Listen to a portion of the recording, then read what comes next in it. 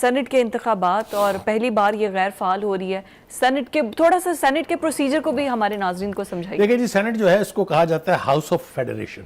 Right. ये federation का एक ईवान है जी। ये जब 1973 में जब कॉन्स्टिट्यूशन तश्कील पाया था तो ये सेनेट का वजूद जो है वो यानी क्रिएट किया गया था और इसमें 45 लोग थे, यानी 45 अरकान थे इसके। 45। ठीक है जी। 1977 में इनको 63 कर दिया गया और फिर 1985 में इसे 87 कर दिया गया। राइट। इसके बाद जनरल मुशर्रफ साहब जब आए, जब उन्होंने LFO का सहारा लिया 2002 में जी, तो उन्होंने इसकी तादाद जो है वो 100 कर दी। 100 पूरी हो गई। ठीक है जी। लेकिन फिर थोड़ा सा जब जरदारी साहब ने 8वीं तरमीम पास की तो उन्होंने फिर 4 नशिस्तों का इजाफा करके इसको 104 कर दिया। हाँ। ये तो उसकी हैयत है। हाँ। कि वो है क्या।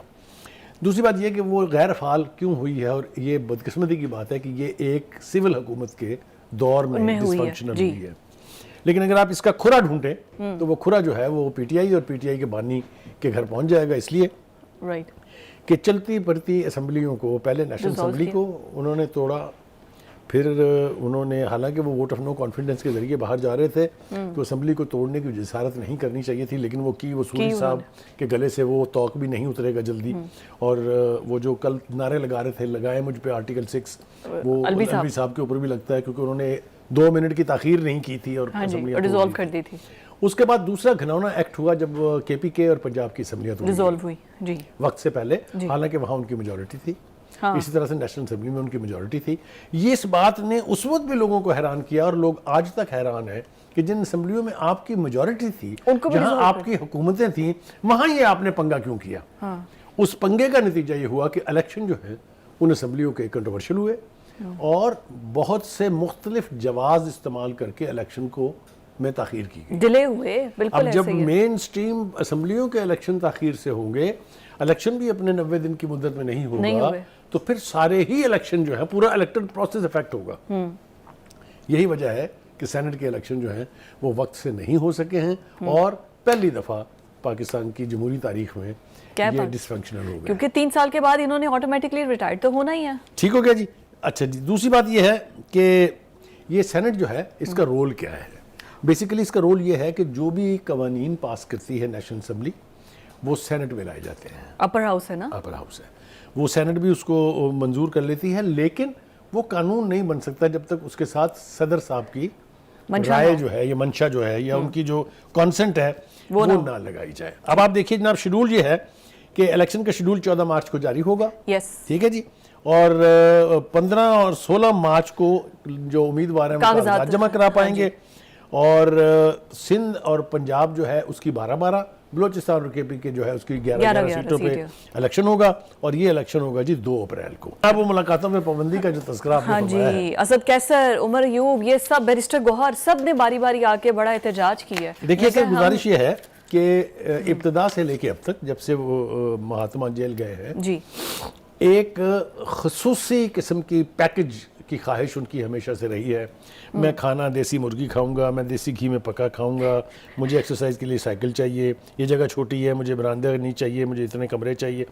वो बिल्कुल ऐसे था जैसे कोई मेहमान आके 5 स्टार होटल में ठहरा होता है ना जी। हाँ। तो वो तो हो गया एक तरफ। चलिए उसके बाद आ गया जनाब मुलाकातों का सिलसिला। सब कुछ अदालतों ने लीव दिया है।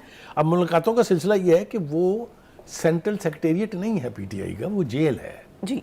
जेल में हजारों की तादाद में दीगर लोग भी होते हैं जिनके मिलने वालों को बड़ी बड़ी देर के बाद तारीखें मिली होती हैं और उन्होंने भी मिलना होता है। राइट। आपने एक तरह से कब्जा जमाया हुआ है उसके ऊपर कि आप रोज अदालत से इजाजत लेके आ जाते हैं। अदालत की इजाजत का ये मतलब हरगिज नहीं है कि आप जो ही ये वहां पहुंचे उन्हें फौरन मिला दे। अदालत ने 2 दिन दिया ना, मंडे एंड थर्सडे, 2 दिन मुलाकात कर सकते हैं। ये सारा दारोमदार जो जेल सुपरडेंट है उसकी सवाबदीद पे है कि किस वक्त ये मुमकिन है, आसान है मुलाकात करवाना, और वो करवा देते हैं। लेकिन हो क्या रहा था कि जो देखो मुंह उठा के आ रहा है, कोई कराची से आ रहा है, कोई पेशावर से आ रहा है, कोई लाहौर से जा रहा है, हमने मिलना है जी। मुलाकातें हो रही, फिर उसके बाद आके वो फर्ज समझते हैं कि बाहर आके प्रेस कॉन्फ्रेंस भी करनी है। हाँ जी।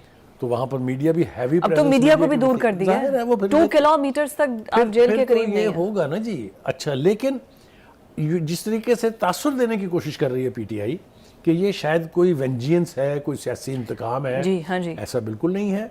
इसके पीछे ज़रा खुरा तलाश करते हैं। आपको याद होगा 4-5 दिन पहले एक 3 लोगों तीन का दहशतगर्द पकड़े ग्रुप थे जो है जी, ग्रोह जो है वो पकड़ा गया था, जिनके पास असला था, जिनके पास बरदी मवाद था, जिनके पास जेल के अंदर के नक्शे थे। तो ये समझा गया कि गालिबन वो जेल ब्रेक की कोशिश करने वाले थे, जो इससे पहले हमने मिसाल भी दी थी, बनू में हो चुका, इससे पहले DI खान में हो चुका। हाँ। और भी बहुत सारी मिसालें हैं, वो ये 2 मेरे ख्याल से काफ़ी हैं। इसलिए रिस्क तो नहीं लिया जा सकता।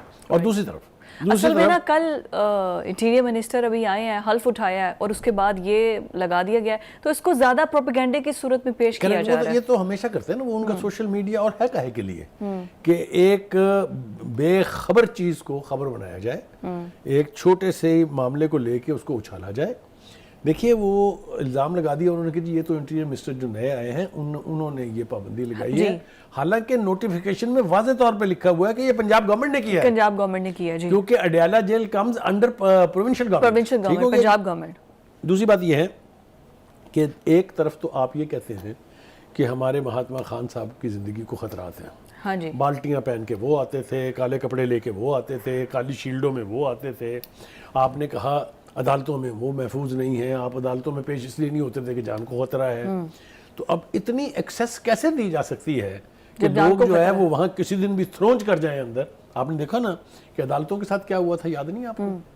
अदालतों से ज्यादा साइक्रोसेंट चीज तो कोई नहीं है। क्या हुआ था जुडिशियल कॉम्प्लेक्स इस्लामाबाद तोड़ दिए, में, क्या हुआ था लाहौर हाई कोर्ट में, क्या, मैं अब तफसील में जाऊंगा तो बात लंबी हो जाएगी। इसलिए ये चांस नहीं लिए जा सकते लॉ एंड ऑर्डर को इंश्योर करने के लिए।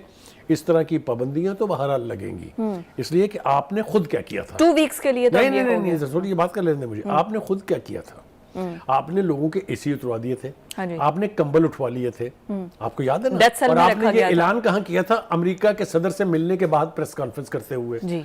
तो वो वही मैं कहता हूँ ना, बाज़ औक़ात मुझे कहते हुए शर्म भी आती है कि मुकाफ़ात अमल जो है बड़ा जालिमाना निज़ाम है उस कुदरत का, कि आप किसी के लिए गड़ा खोदते हैं तो गड़े आपके लिए खुदे होते हैं।